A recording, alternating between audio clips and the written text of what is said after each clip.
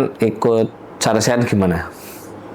Ketika penjelasan Mas Aldi gimana? Memang sengaja tak suruh penjelasan tentang olah nafas itu. Iya. Yes. Paham nggak kira-kira? Iya paham sih. Jadi emang saya pikir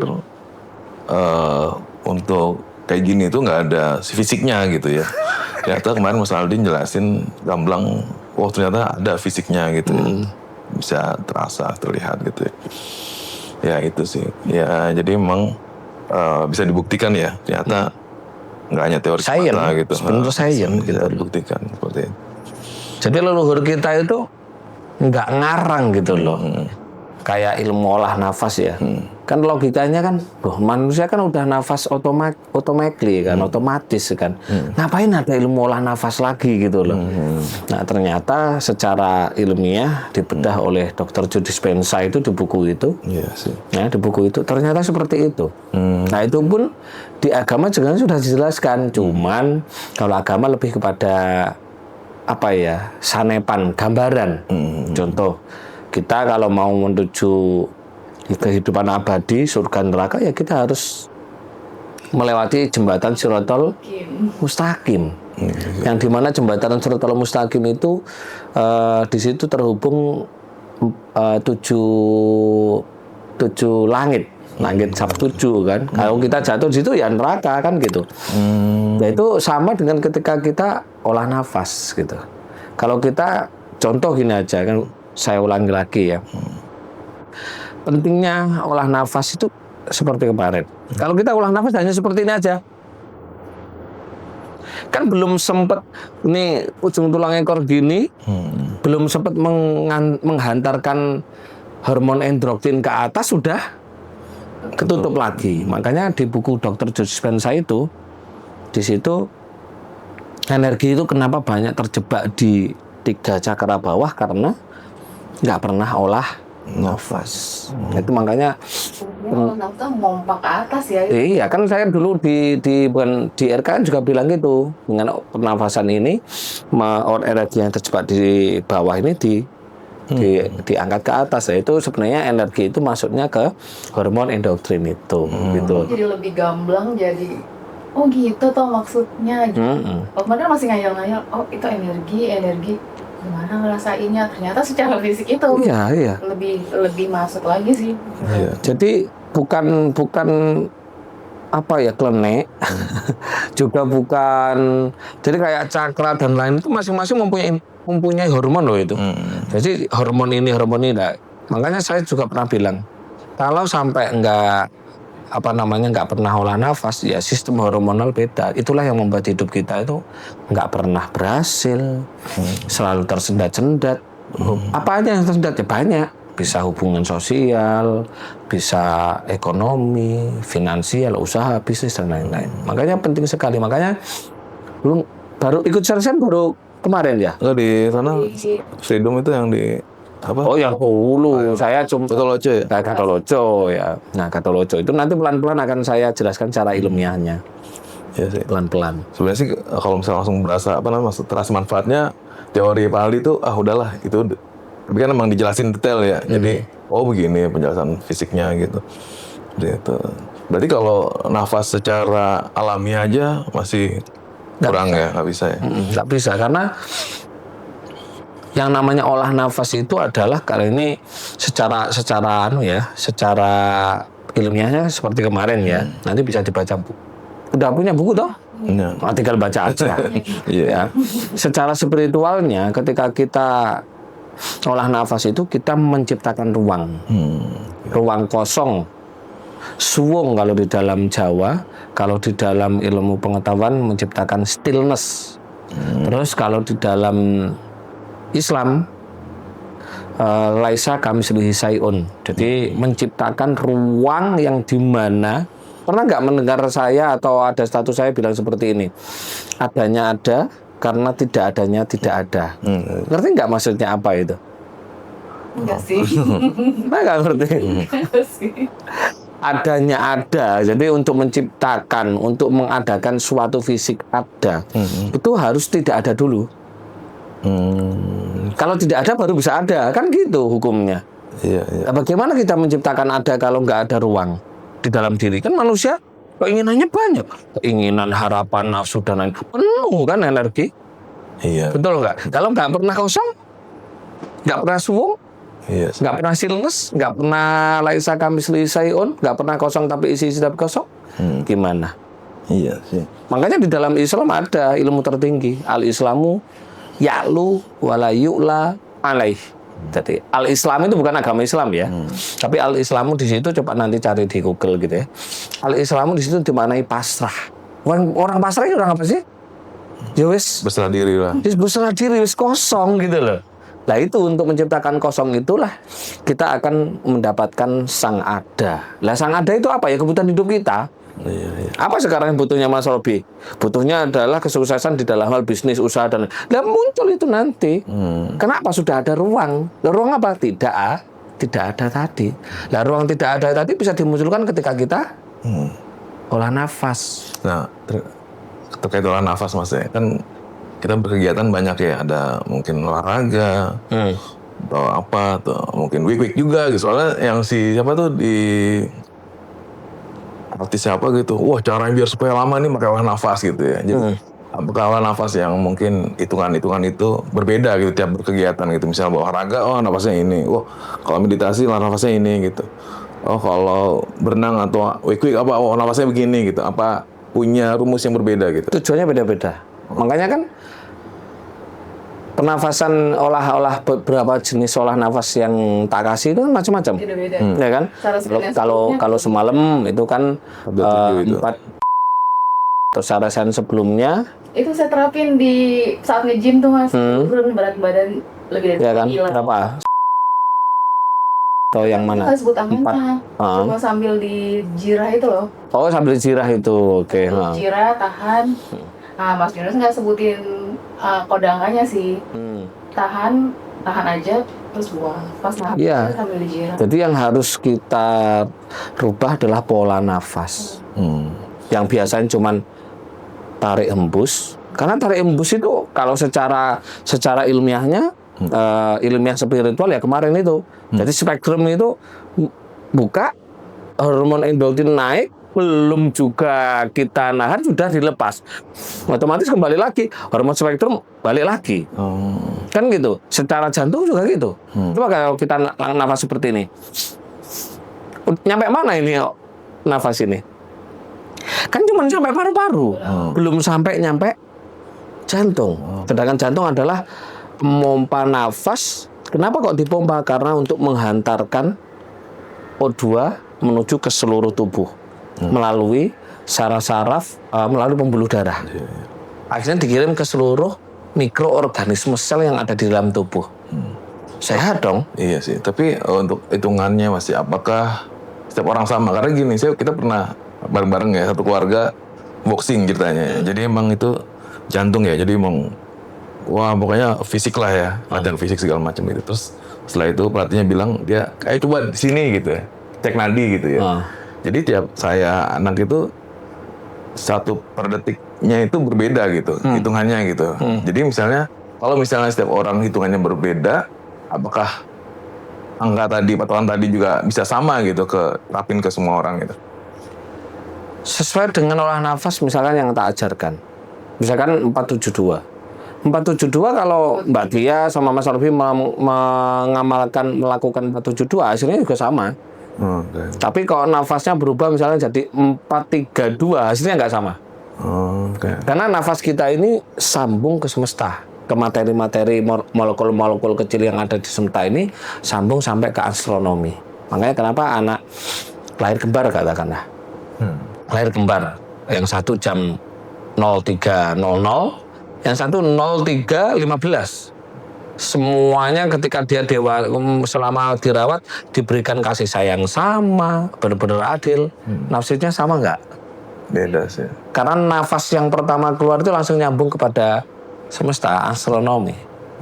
Begitu, melalui medan energi kita yang diterima oleh medan geomagnetiknya bumi dan nyambung kepada semesta.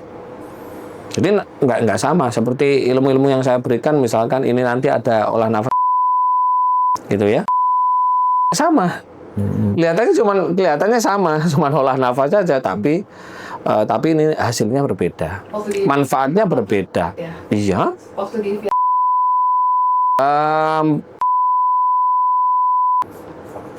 Beda semua. Ini peruntukan untuk ini untuk ini, untuk ini, untuk ini, untuk ini. udah ada rumusnya sendiri. Iya, ya sama kayak itulah, sama kayak bumbu masak lah. Bumbu kayu manis tujuannya untuk ini, untuk menghilangkan apa namanya? Kalau di rawon saya, kayu manis dibilangkan untuk menghilangkan rasa kluweknya itu. Kan di kluwek itu kan ada bau, ada apa ya, khasnya yang apa ya, apek gitu loh. Apek gitu loh. Nah, itu dan lain-lain. Jadi saling nah kayak gitu. Oh, berarti apa nama Mas Guru misalnya bikin tergantung kondisi lingkungan atau tergantung jenis kegiatan atau wah ini musimnya kuda api nih tahun ini harus tahun besok berubah lagi gitu gimana? Jadi Dapatnya dari semesta. dari semesta. Berarti tiap waktu bisa berbeda ya berarti ya? Ya katakan gini, misalkan nih, udah saya pernah menyiapkan misalkan, ini nanti di Sarajevo akan saya berikan ini, kayak orang-orang butuhnya ini gitu. Dan ternyata setelah perjalanan selesai tiba-tiba saya diberikan petunjuk sama semesta. Ini loh yang harus dikasihkan. Berarti berubah ada update-nya gitu loh ya. Semesta itu. Semesta. Ya waktu di kemarin Mas yang reuni itu pas di atas kan Mas dulu tak kasih tambahan tuh nafasnya. Iya. Jadi ada ya katakanlah kalau orang zaman dahulu wisik ya. Wisik itu bahasa Jawa. Kalau Budaya gitu ya. Nah, petunjuk gitu, dapat petunjuk ini loh yang disampaikan gitu. Oke. Nah itu seperti itu. Jadi ada manfaatnya sendiri. Makanya mulai sekarang saya di sini pernah enggak tahu Mbak Tia datang nggak sama Mbak Tri yang saya menjelaskan tentang adanya ada karena tidak adanya. Harus dirubah pola nafas. Ya kan? Pola nafas yang hanya tarik, embus, diganti tarik, tahan, embus, tarik, tahan.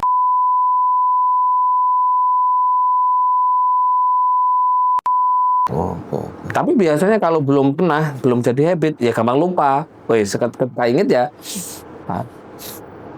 Oh, iya. Walaupun 1 detik tahan dulu. Iya, 1 detik. Nanti kan karena kita sudah habit ya, dari kita lahir ya. Akhirnya kembali lagi ke. Nanti kalau ingat ya dirubah lagi. Nah, di situ kita akan semua. Makanya mohon maaf ngapunten. Kenapa RK sampai detik ini tetap jalan? Udah 10 tahun kan. RK itu sudah 10 tahun persis di tahun ini. RK itu sudah 10 tahun. Kan munculnya ilmu ini tahun 2016. Ya. Tetap aja kelasnya tetap rame. Padahal kita seandainya ngomongin marketing ya segitu-gitu aja. Saya nggak begitu aktif di media sosial. Apa namanya, live itu. Nggak seperti itu, konco-konco kan, teman-teman yang lain kan live kan hampir setiap hari, bla bla bla bla, gitu-gitu aja. Tapi juga apa namanya, kelasnya rame-rame gitu loh. Dan RK itu bukan menciptakan miracle, keajaiban, enggak. Tapi RK itu menata, memperbaiki kehidupan. Makanya teman-teman kehidupannya diperbaiki dan sifatnya bukan temporary tapi permanen. Makanya teman-teman yang benar-benar berubah ya luar biasa hidupnya. Kalau miracle seperti yang lain kan hanya mendapatkan keajaiban 1, 2, 3 kali udah. Kalau keajaiban kadang-kadang kan habis udah dapat ya udah gitu. Udah, habis itu sudah nggak dapat lagi. Habis itu ya ketika masalahnya tersolusikan di situ ya kembali lagi kepada masalah itu. Tapi di RK itu saya mengajarkan ini, memberikan ini, bukan ilmu karangan saya juga tidak dapat dari pelatihan. Saya nggak pernah loh dapat 1 pun sertifikat. Nggak pernah mas sertifikat. Kira ikut dispensa di luar pelatihan nggak pernah loh. Saya beli buku itu dispensa itu baru tahun 2024 kemarin loh. Beli buku itu. Beli buku itu setelah saya baca saya bilang, lah kok RK banget ya? Katakanlah saya loh pada waktu 2016 dapat ilmu itu dari mana coba? Dari mana? Padahal saya belinya buku baru 2024 kemarin loh. Iya sih. Dari mana kok bisa sama pelek gitu? Kan nggak mungkin toh. Iya. Padahal saya belajarnya itu dari alah cuman guru-guru kampung. Jadi guru-guru kampung dari A, B, C sampai Jambi, sampai Kalimantan, sampai bawah Gunung Salak. Terus saya disuruh ke pantai selatan. Hanya apa? Meditasi, olah nafas. Udah, cuman gitu-gitu doang. Terus kalau misalnya terkait sama penyempurnaan miracle itu ya, apakah hanya olah nafas saja atau harus mengimani juga yang sersen kemarin? Mengimani. Apa yang saya jelaskan kemarin itu sedikit dari fakta yang ada dan itu tidak bisa dibantah karena saya menyampaikan beserta dasar Al-Qur'annya. Kan kita sudah tahu bahwa Al-Qur'an apa? Al-Qur'an adalah pedoman. Kalau Mas Robi Islam ya ngimani siapa? Ngimani penjelasan seorang pemuka agama atau mengimani Al-Qur'an? Al-Qur'annya sih harusnya. Tapi apakah kondisi sekarang ini bertolak belakang gitu ya? Bukan kondisi sekarang, sudah dari dulu memang. Ini adalah semuanya adalah politik.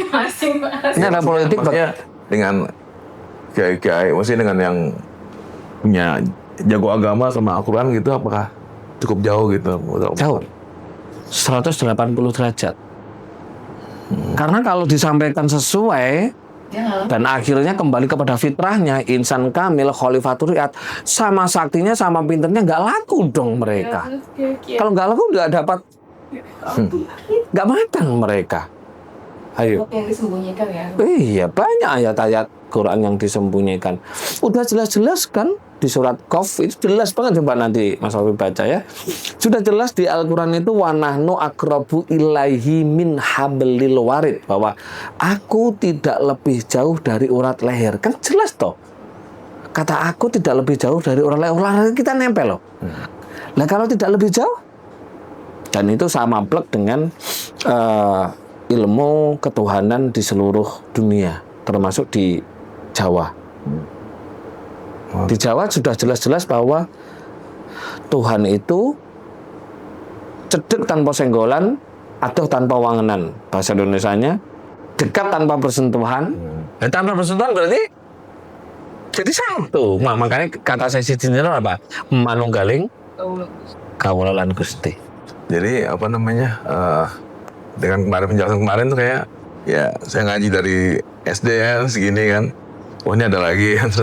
Jadi wah ini turun lagi nih gitu. Jadi gini maksudnya terkait sama amal-amal jariah segala macam gitu ya. Saya termasuk orang yang pengen berbagi Mas. Saya gitu ya. Saya pengen berbagi gitu ya. Saya ya bukan sombong ya. Kemarin tuh tiap tahun saya umrohin orang segala macam gitu ya. Saya pengen tuh saya berguna juga gitu ya. Terus saya juga target Mas, wah kalau misalnya di masjid nih sholat Jumat saya harus ngasih amal sekian gitu. Terus apakah salah gitu ya saya misalnya, wah ternyata dengan mengimani yang ini amal ibadah saya jadi kayak salah nih gitu. Jadi apakah saya harus belajar dengan amal-amal yang lain selain ini gitu? Itu pemahaman yang salah itu. Ya. Kita hanya memahami ketuhanan. Kita hanya mengimani ketuhanan yang asli. Kalau ini kan seperti kita sedekah, ini kan hablum minan nas. Kan ada 3. Ada hablum minallah, itu hubungan kita dengan Sang Tuhan. Ada hablum minan nas, hubungan kita dengan sesama makhluk, ya kan? Dan hablum minal alam, hubungan kita dengan alam semesta. Nah, bukan berarti kalau kita sudah mengetahui hablum minallah atau hubungan dengan Tuhan yang asli terus ini ditinggalkan. Enggak, saya pun juga suka sedekah. Kemarin ada masjid datang, pondok datang ngasih. Saya ngasih sumbangan banyak loh. Iya, misalnya gini. Misalnya saya ada 100 nih gitu ya. Ini minanasnya ini Allah gitu. Wah, ternyata ya jadi gini Mas. Boleh nggak sih kita dalam kehidupan ini hitung-hitungan tentang amal yang lebih efektif itu? Nggak boleh. Nggak boleh itu. Berarti nggak ikhlas dong. Iya bukan gini, misalnya saya kalau ngamal si A nih pahalanya 10. Tapi kalau misalnya saya benar ngamal ke sini pahalanya 100. Contohnya misalnya kita mau ngamal, wah ini hari ini mau ngamal ke siapa? Oke, orang lewat saya kasih 100. Ternyata ini nggak terlalu perlu banget. Orang-orang minta-minta ini perlu nih. Kan kadar amalnya beda gitu. Boleh nggak kita hitung-hitungan seperti itu? Kita ngasih aja. nggak boleh berharap apapun. Nggak boleh berharap. Itu kita nggak usah berharap pun, ada 12 hukum semesta. Iya. Hukum pasti. Dan itu tidak bisa ditolak, tidak bisa dilanggar, tidak bisa. Contoh, law of gravitation. Itu ya. Mau orang baik kek, mau orang jahat kek, mau besar kek, mau kecil kek, kalau dari atas terjun ke bawah ya pasti. Karena hukum gravitasi. Itu hukum semesta itu. Itu hukum pasti. Ada law cause and effect, hukum sebab akibat. Sebabnya Mas Robi ngasih uang itu, ya nanti pasti akan dikasih uang sama orang lain, dikasih keuntungan sama orang lain. Karena ngasihnya 100.000, nanti pasti jadi 1 juta. Karena kelipatan. Itu jadi ilmu agama itu hasil adopsi dari hukum semesta. Makanya dibuat hitung-hitungan pahala. Supaya apa? Kenapa zaman dahulu harus ada hitung-hitungan pahala? Supaya orang mau berbagi. Kalau nanti nggak ada penjelasannya, nggak mau berbagi dong, wah kehilangan dong gitu loh. Makanya zaman dahulu, makanya disebut apa? Jahiliyah. Kalau nggak dijelaskan secara apus-apus, apa apus-apus itu? Bohong gitu ya, kamu jelaskan. Contoh nih, dulu di Arab kan disebut jahiliyah kan, jahiliyah. Nah, rusaknya Arab seperti apa ya kan? Perempuan hanya dibuat budak seks, tidak dipandang sebelah mata, dan saling bertengkar antara bani ini dengan bani, klan ini dengan klan ini, ya kan? Kan nggak ada aturan, nggak ada hukum, ya kan? Nah, karena Nabi Muhammad adalah orang cerdas gitu ya, orang cerdas yang dia pengen menata gitu ya, menata di Jazirah Arab pada waktu itu, akhirnya apa? Dia melakukan uzlah, itikaf, tahanus, akhirnya dia menjadi seorang manusia spiritualis. Akhirnya dia menyuruh apa?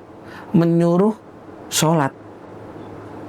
Menyuruh sholat, ya kan? Sholat yang sebenarnya adalah maknanya terhubung, tapi karena nggak mungkin mereka tak suruh sholat seperti saya, harus meditasi selama 15 tahun kan nggak mungkin.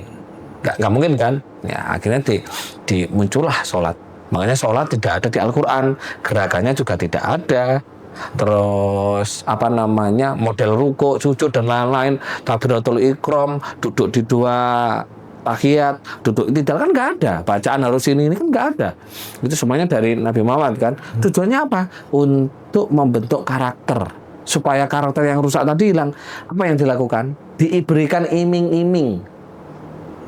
Diberikan iming-iming. Kalau kamu mau sholat nanti dapat 72 bidadari. Gunanya apa? Untuk meninggalkan kebiasaan seksnya.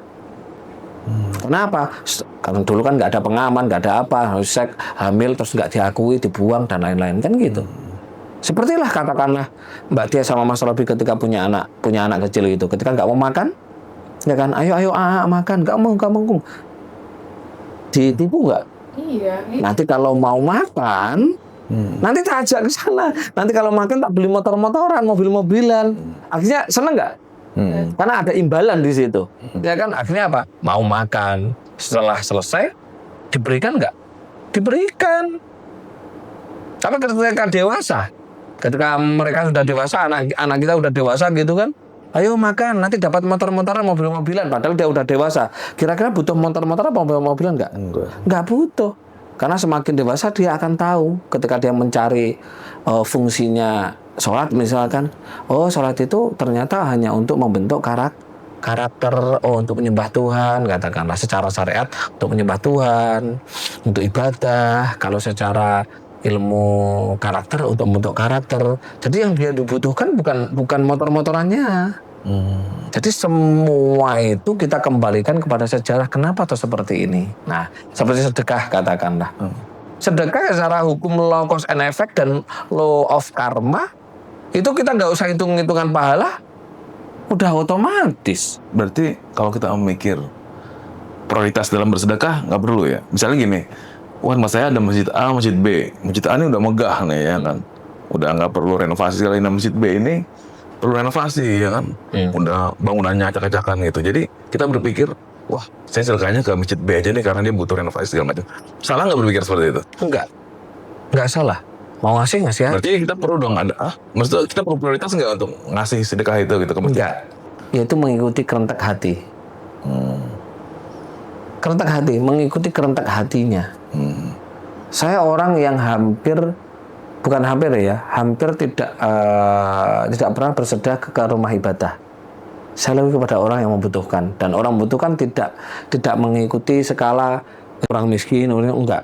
Tapi sewaktu-waktu, makanya kenapa di dompet saya ini dalam 1 bulan saya harus nyiapin uang 3 juta. 2 sampai 3 juta gunanya apa? Untuk dikasihkan. Kepada saya ketemu siapa nggak kenal dan ini kok ada kerentek orang ini perlu dikasih ya dikasih misalkan 100, 200, 300 sampai 500 kan gitu.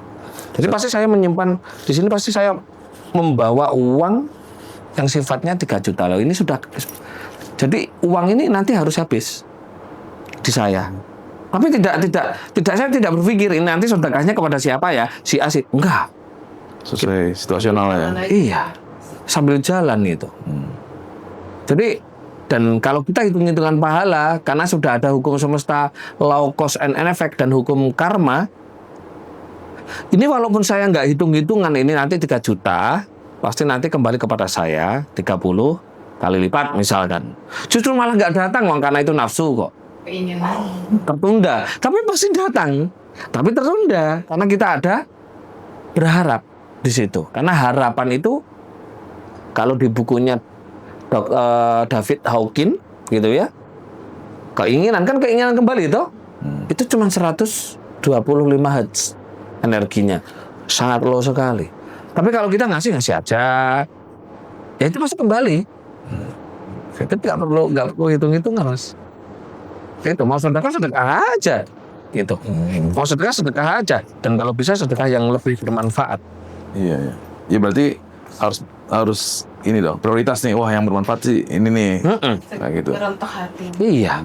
Tapi katanya ada ini juga, ada bukan prioritasnya diatur ya dalam sedekah itu, pertama orang terdekat, keluarga gitu ya. Iya, itu kan itu. di fikih sudah ada kan, ada 8 asnaf namanya. Jadi orang-orang yang harus diberikan sedekah gitu kan. Yang pertama itu adalah orang tua. Nah, orang tua kita kan banyak. Ada orang tua yang melahirkan, ada orang tua yang mengasihi teman hidup, berarti apa? Mertua, ada orang tua guru ya, yang menunjukkan jalan hidup, menyadarkan kesadaran dan lain-lain. Terus setelah itu baru keluarga. Maksudnya keluarga itu adik, kakak, jadi saudara kandung. Terus ini kerabat jauh. Terus baru tetangga. Ya, tetangga suge-suge nggak usah. Udah kaya-kaya semuanya, rumahnya besar-besar kayak gitu kan ya. Baru keempat ini, fakir, miskin, yatim, duafa. Baru ke sini.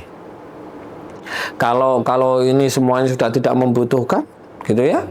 Ya udah baru ke sini. Iya, saudara kadang butuhkan, cuma kadang kita malas takut jadi omongan atau apa gitu.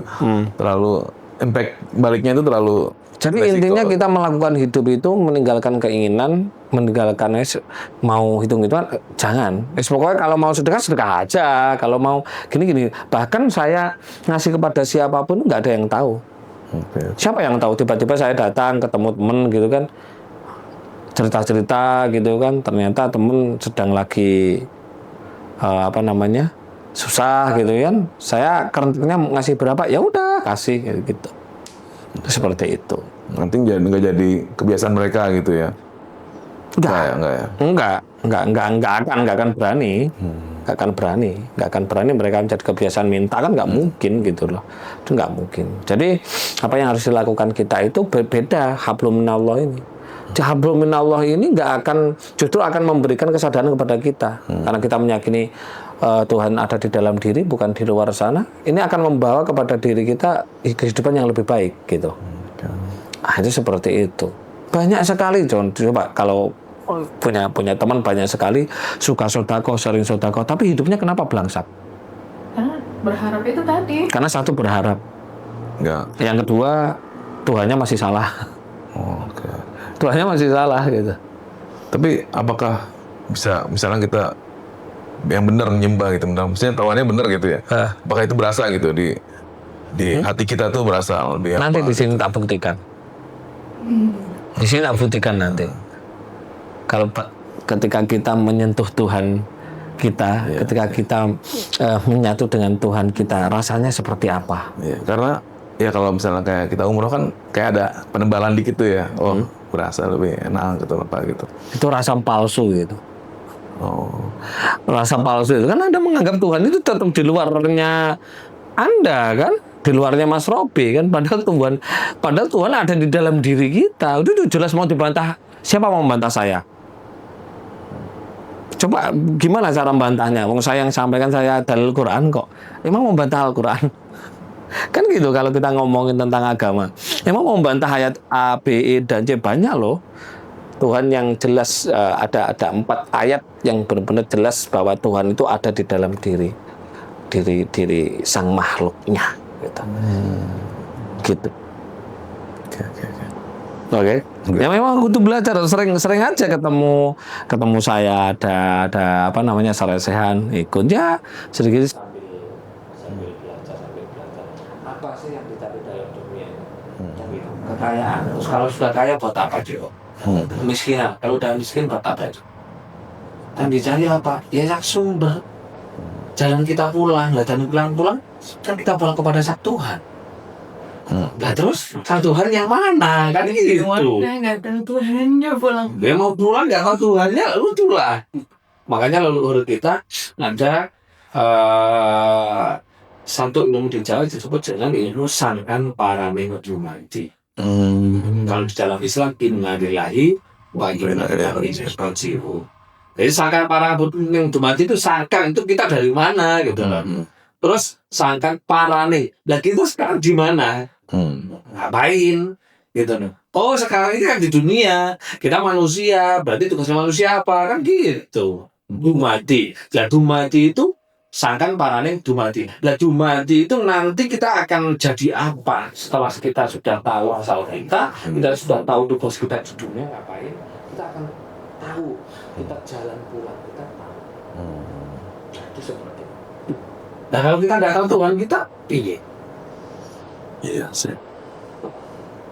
Makanya di dalam Islam ada syariat, rekod, haikot, dan ma'rifat. Kalau Mas Robi terus syariat terus ruwet hidupnya. Karena orang syariat itu yang dibutuhkan hanya surga, neraka, berarti hidupnya nggak ikhlas. Terus mau apa dulu baik supaya masuk surga, takut neraka. Berarti nggak ikhlas dong. Secara kesehatan pun, secara anatomi tubuh pun, ketika mati sholat sudah karena takut neraka. Berarti kan ketakutan apa hormon? Hormon kestresan, ketakutan. Ini hidupnya bangsa. Banyak orang suka menjalankan segala sesuatu yang masih mengharapkan surga, gitu ya, masih takut neraka. Dia pasti tahu masalah itu. Kan kita pas saat sedekah beramal itu supaya ada feedback dari Tuhan gitu ya. Itu nggak usah dibikin, udah otomatis feedback. Karena apa? Karena ada sentuhan di dalam setiap makhluk. Surat Al-Baqarah ayat 115. Falillahi wal masrinku fa'inama fatama tuwalu wajhullah. Innallaha wasi'un alim. Jadi di barat, di timur, di manapun, di mana kita menghadap di situ ada wajah Tuhan. Dan kita disuruh ibadah kepada sang Tuhan. Ibadah itu apa? Kemarin ditanyakan Mbak Febiola, ya kan? Ibadah berasal kata ambadah mengabdi. Nah, kan kita mengabdi. Seperti Mbak Tia mengabdi kepada Mas Robi, Mas Robi mengabdi kepada Mbak Tia. Itu ibadah. Makanya dia di Islam ada senyum pun juga ibadah. Kerja ibadah. Ngasih nafkah istrinya ibadah. Semua ibadah. Kenapa? Pengabdian kepada siapa? Sang Tuhan. Dan Tuhan ada di mana? Fatama tuwalu wajhullah. Di mana kita menghadap? Di situ ada sang Tuhan. Ya gitu. Itulah ibadah. Itulah sholat. Namanya sholat daim. Skripsi saya tahun 2010 loh. Skripsi saya loh sebelum ada RK, sebelum mengerti apa-apa, saya udah membahas tentang sholat daim loh. Sholat. Jadi orang syariat sholatnya ya syariat. Orang torekot sholatnya usto. Orang hakikat sholatnya kolbu, sholat hati. Kalau ma'rifat sholatnya daim.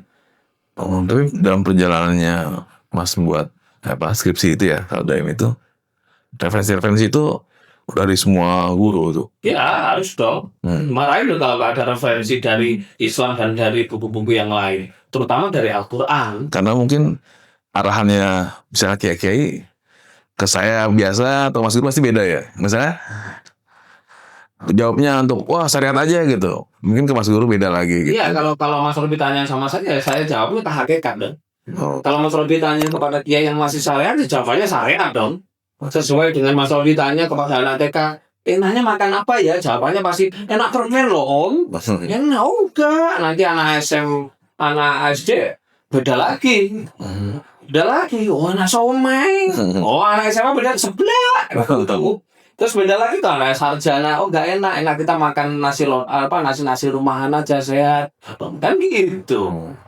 Setiap siapa yang kita datangi, ya itu pasti berbeda sesuai dengan kemauan. Tapi kalau saya sudah tidak di syariat lagi. Saya sudah berada selalu berada di sini. Berada di hakikat. Untuk selalu memberikan, menjelaskan, memaknai bahwa hakikatnya sholat itu apa sih gitu ya. Kalau di luar sana kan dipahami sholat untuk menyembah. Tapi kalau secara Al-Quran, sholat itu adalah untuk membentuk karakter kita supaya menjadi manusia baik. Di situ ada kata innas sholata tanha anil fahsya'i wal munkar. Sesungguhnya sholat adalah untuk mencegah dari perbuatan yang merusak dan keji. Berarti dia yang di situ dinilai oleh sang Tuhan adalah hasil dari sholat itu. Gitu. Ya orang sholat itu apa? Sholawat terhubung. Kalau kita sudah terhubung dengan sang Tuhan, menyadari mengimani Tuhan ada di dalam kita akan selalu terhubung dengan Tuhan, ingat kepada sang Tuhan, dzikir, selalu ingat kepada ada Tuhan di dalam hidup saya. Ada Tuhan di dalam dirinya tuh. Kita sudah nggak berani lagi berbaca. Nggak ada alasan. Dan itu pun bisa mendeteksi ya, wah ini orang jahat, wah ini orang penipu, wah ini orang. Dan orang jahat itu akan tertarik kepada kita ketika kita masih seperti itu. Nggak mungkin dong air bersatu dengan minyak ya dengan minyak, air dengan air. Lalat nggak mungkin datang kepada bunga. Yang datang kepada bunga ya tetap kupu-kupu, lebah ya datang bunga, kan gitu. Kalau ada orang jahat datang kepada kita ditipu, berarti yang salah masih kita. Vibrasi kita, energi kita, aura kita masih sama dengan orang yang datang kepada kita. Begitu. Okay. Bukan kita jahat, enggak. Kita masih sama energinya. Artinya menarik, mungkin karena sering was-was, sering nggak percaya, suka ini jangan. Ya datang dong. Karena apa? Indah doni abdi. Aku sesuai dengan prasangka hamba. Oke? Kita udah